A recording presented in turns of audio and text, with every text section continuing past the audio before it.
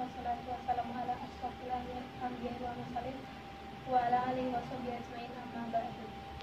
Pertama-tama mari kita panjatkan puji dan syukur kepada Allah Subhanahu wa taala yang telah melimpahkan rahmat serta hidayahnya kepada kita semua, sehingga kita dapat berkumpul di tempat ini tanpa suatu halangan apapun.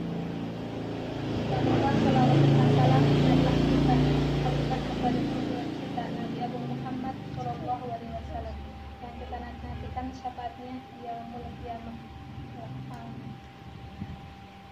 Pada kesempatan kali ini, perkenalkan saya akan menyampaikan sedikit kultum yang bertemakan menyambung tali silaturahmi. Menyambung tali silaturahmi antar sesama muslim merupakan kewajiban setiap umat Islam. Ini karena dengan menyambung tali kasih sayang itu, maka hubungan kekeluargaan, persaudaraan, persahabatan dapat ditata kembali, dan tali kasih sayang yang selama ini putus dapat disambung kembali.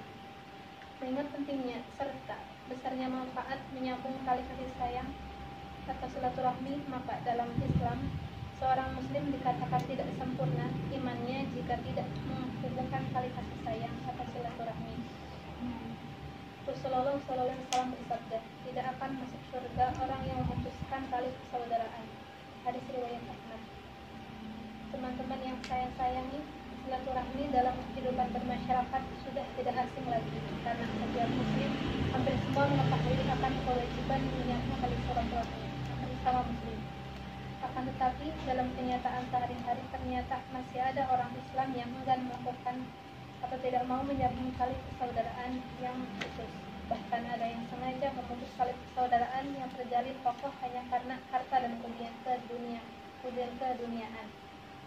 Yang demikian dapat kita lihat dalam kehidupan kita ini. Ada saudara yang memang enggan bersilaturahmi dan menutup diri dari saudaranya. Ada juga yang dulunya senang bertandang untuk silaturahmi, tetapi karena setelah kehidupan meningkat tidak pernah sama sekali silaturahmi.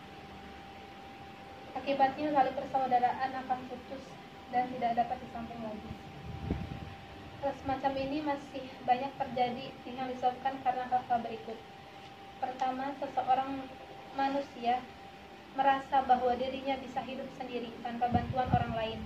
Hal ini dikarenakan ia mengingkari jasa atau bantuan orang lain, dan ia belum pernah merasakan terbentur dengan kejadian di luar kemampuannya. Akhirnya ia sombong merasa hidup sendiri, tidak perlu bantuan orang lain, padahal manusia adalah makhluk sosial yang butuh sosial, bersaudara dan bersahabat. Allah Subhanahu wa taala pun telah berfirman dalam surat Al-Maidah ayat 2. Wa ta'awanu 'alal birri wat taqwa wa la ta'awanu 'alal ismi wal 'udwan. Wattaqullaha innallaha syadidul 'iqab. Dan tolong-menolonglah kamu dalam mengerjakan kebaikan dan takwa, dan jangan tolong menolong dalam berbuat dosa dan pelanggaran atau kemungkaran.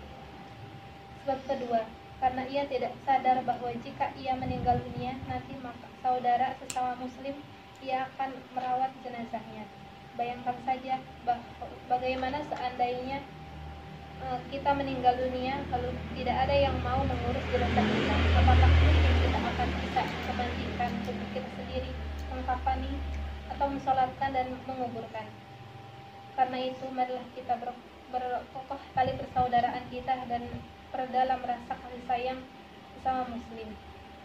Sebab ketiga, karena ia tidak tahu bahwa dengan silaturahmi itu dosanya akan berkurang dan berselamatkannya akan lebih terjamin. Karena apa?